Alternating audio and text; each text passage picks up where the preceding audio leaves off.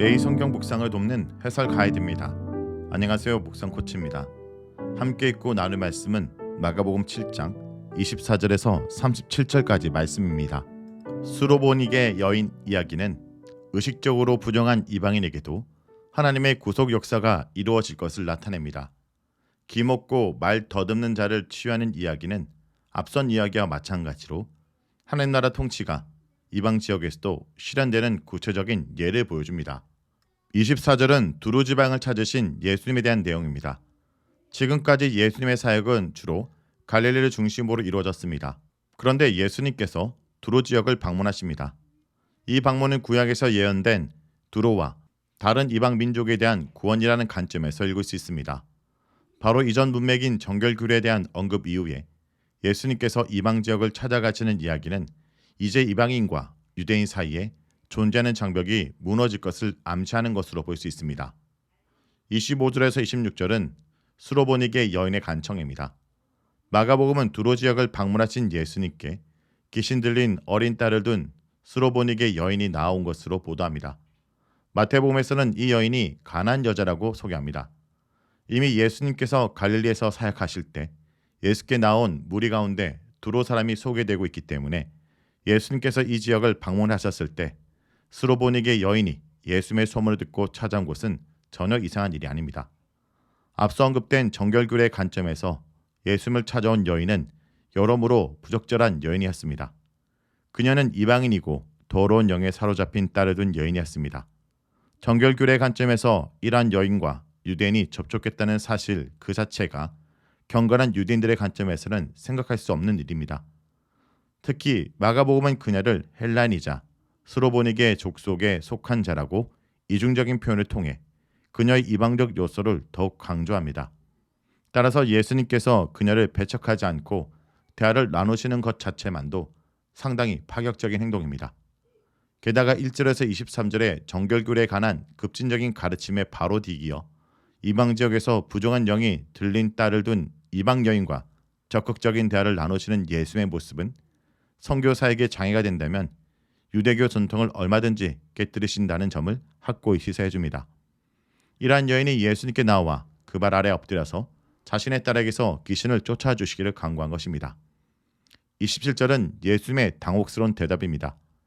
이방 여인의 간청에 예수님의 답변은 매우 당혹스럽게 들립니다. 여인의 간청에 예수님은 자녀의 떡을 취하여 개들에게 던짐이 마땅치 않다라고 말씀하십니다. 물론 유대인들이 이방인들을 종종 개처럼 취급했던 것이 사실이지만 이 말을 듣는 독자들은 예수님의 답변이 다소 심하지 않는가 하는 의문을 갖게 합니다. 또한 이 말씀은 예수님의 사역이 이방인들과 아무런 연관성이 없는 것처럼 들리게 할 수 있습니다. 그러나 예수님의 이 말씀은 예수님의 구속사역에 대한 큰 그림과 이 여인에 대한 훈련의 의미를 동시에 갖고 있습니다. 예수님은 자녀로 먼저 배부르게 먹게 할 것이라고 언급하십니다. 이방인에 대한 관심이 없으신 것이 아니라 구원사의 순서에 있어서 유대인들에게 하나님 나라 복음이 먼저 전해지는 것이 순서임을 분명히 밝히십니다. 이방인을 완전히 배제한 것이 아니라는 의미가 이 말씀 속에 담겨 있습니다.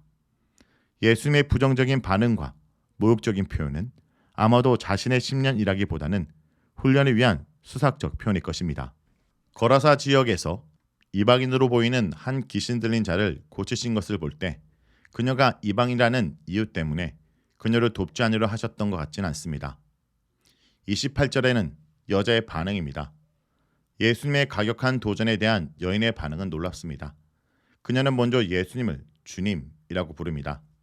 이 호칭은 예수님의 건의에 대한 그녀의 인식과 그분에 대한 의존적 자세를 반영해 줍니다.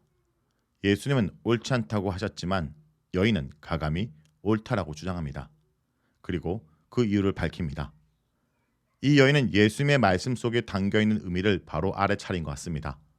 그녀는 구속사의 순서에서 이스라엘에게 우선권이 있다라는 예수님의 말씀을 알아차리고 예수님이 사용하신 다소 모욕적으로 들릴 수 있는 개의 메타포를 사용하여 적절히 대답합니다. 상 아래 개들에게도 아이들의 먹던 부스러기를 먹나이다. 그녀는 유대인들이 가지고 있는 우선권을 인정하고 예수님이 사용하신 개라는 표현도 그대로 수용합니다. 그러나 그럼에도 불구하고 이방인인 자신에게도 하나님 나라 잔치에 얻을 수 있는 분깃이 있다라는 것을 분명하게 표현합니다.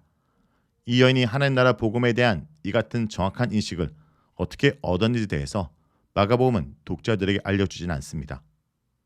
29절에서 30절은 놀라운 반전입니다. 여인의 놀라운 대답에 대해서 예수님은 이 말을 하였으니 돌아가라. 귀신이 내 딸에게서 나갔다고 선포하십니다. 여기서 이 말을 하였으니 라는 표현은 직역하면 이 말씀 때문에 라고 번역할 수 있는데 여인의 믿음을 강조한 표현으로 이해할 수 있습니다. 즉 귀신이 쫓겨간 것은 이 여인의 믿음 때문이라는 것입니다. 이 귀신이 쫓겨나간 사건의 보도를 통해서 마가복음은 하나님 나라 복음이 유대 지역뿐 아니라 이방 지역에서도 선포되고 성취되고 있음을 밝히고 있는 것입니다. 31절에서 32절은 이방 지역을 다니시는 예수님과 기먹고 말 더드는 자에 대한 내용입니다. 예수님께서 두로를 나와 북쪽 시돈을 통해서 데가볼리를 지나고 갈릴리 바다로 가셨다고 기록하고 있는데 이 갈릴리 지역은 아마도 갈릴리 동편의 이방 지역이었을 것입니다. 그런데 그곳에 있던 기먹고 말 더듬는 자를 사람들이 예수님께 데려왔습니다. 통상 기먹은 자는 잘 듣지 못해서 말을 잘 하지 못하는 경우가 대부분입니다. 33절에서 35절은 기먹은 자를 치유하여 주시는 내용입니다. 예수님은 기먹고 말 더듬는 자를 따로 데리고 가셔서 치유하십니다. 예수님이 그를 따로 데려가신 이유는 아마도 이 치유 사역을 공개적으로 함으로써 불러올 수 있는 불필요한 주목을 피하려고 하신 것으로 보입니다. 또한 이 사역을 비공개적으로 진행함으로써 환자 당사자의 개인적인 관계를 의도하신 것 같기도 합니다. 침 뱉는 행위는 고대 치유 이야기에서 종종 발견되는 요소이지만 이 본문에서 강조되는 것은 이러한 치유 행위 자체가 아니라 그분의 신적인 건의입니다. 에바다라는 아람어는 열려라 라는 뜻인데 단순히 어떠한 신체 부위가 열리는 것만을 의미하기보다는 기먹은 자가 해방되는 것을 나타냅니다. 36절에서 37절은 침묵 명령과 구약의 성취입니다. 예수님은 치유 이적을 베푸신 후 다시금 침묵을 명령하십니다. 이러한 침묵 명령은 불필요한 인기로 인해서 자신의 사역에 원치 않는 방해가 일어나는 것을 미연에 방지하려는 의도로 읽힙니다. 그러나 기먹고 말 더듬는 자가 회복되었는데 그것이 영구히 비밀로 묻히는 것은 처음부터 가능하진 않습니다. 이로 인해 많은 사람들이 이 일을 알게 되었는데 사람들은 못 듣는 사람도 듣게 하고 말 못하는 사람도 말하게 한다고 반응합니다. 이러한 마가복음의 묘사는 매우 흥미로운데 사람들의 이러한 반응은 이사야 35장 5절에서 6절의 본문을 반영합니다. 하나님의 통치가 임하면 못 듣는 사람이 듣게 되고 말 못하는 사람의 혀가 노래하게 될 것이라는 예언이 이방 지역에서도 성취되고 있는 것입니다. 성도 여러분, 예수님은 믿음으로 간청하는 자의 소망을 이루어 주십니다. 유대인들이 배척하는 이방 여인의 믿음을 보시고 그녀의 딸을 고쳐주십니다.